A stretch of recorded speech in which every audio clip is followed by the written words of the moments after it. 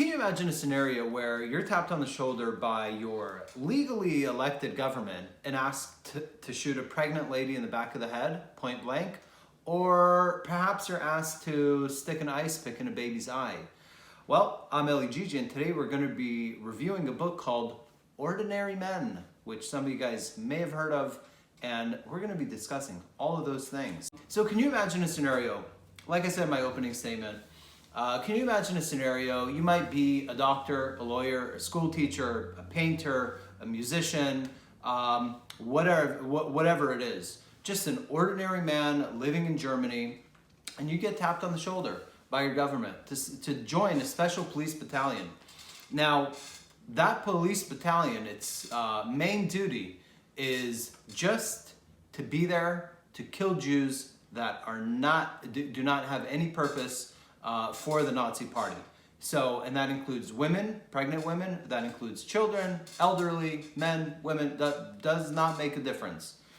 Now in the beginning, a lot of these guys really had no idea what they were getting into.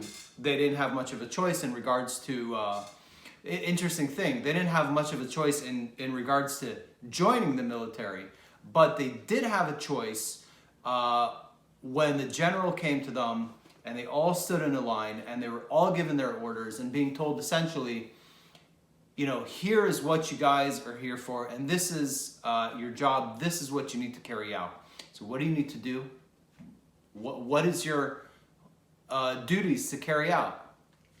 So in their case, in the Battalion 101, Special Reserve Police Battalion, their duty was to stand in a line and shoot Jews. Here's a really, really remarkable thing, and I think this is what makes this book very distinct in comparison to anything else, really.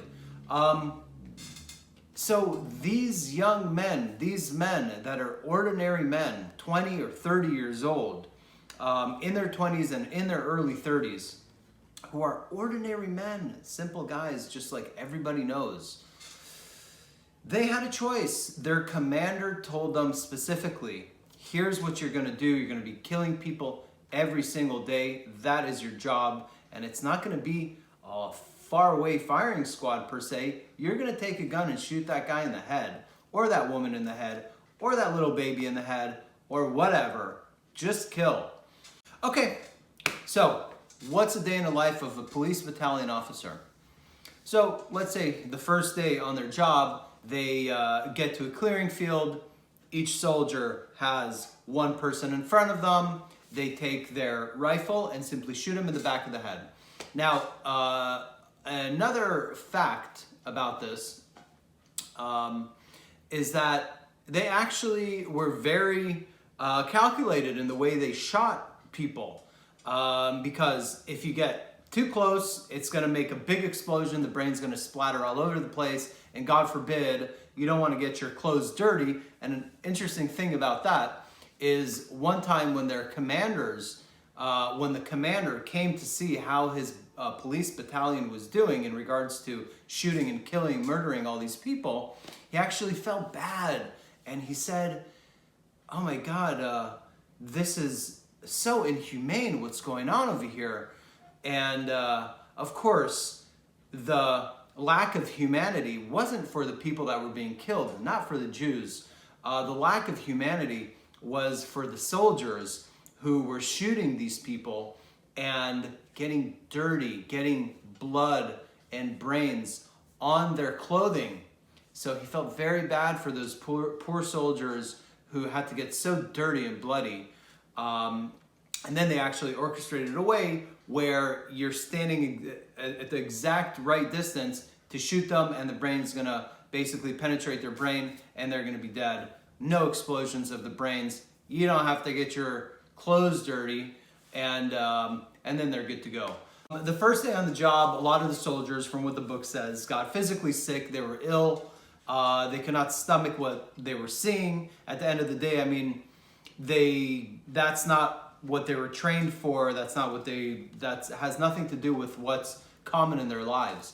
But in any case, it's a really, really eye-opening and chilling and kind of a sick portrayal into the human psyche. Now, one thing you have to remember, and you guys might be thinking about this, well, you know, it was Nazi Germany, and there were a lot of people who were just brainwashed.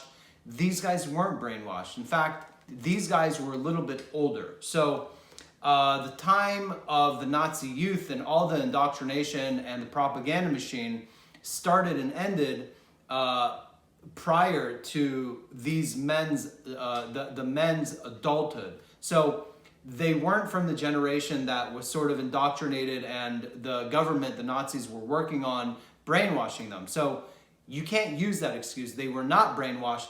They were just ordinary men that were needed by the government to do a particular thing, and that particular thing is killing Jews on a daily basis in a horrific, horrendous, hellacious manner.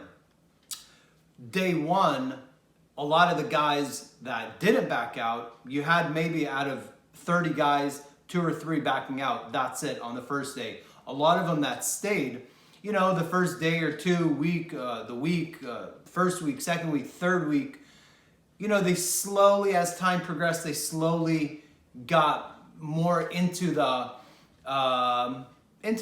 routinous, whatever. I mean, we killed yesterday, we can kill today. It's not a big deal, you know, it's getting easier as time progresses. So day one, they were getting sick, they were vomiting. Some of the people were just totally running away.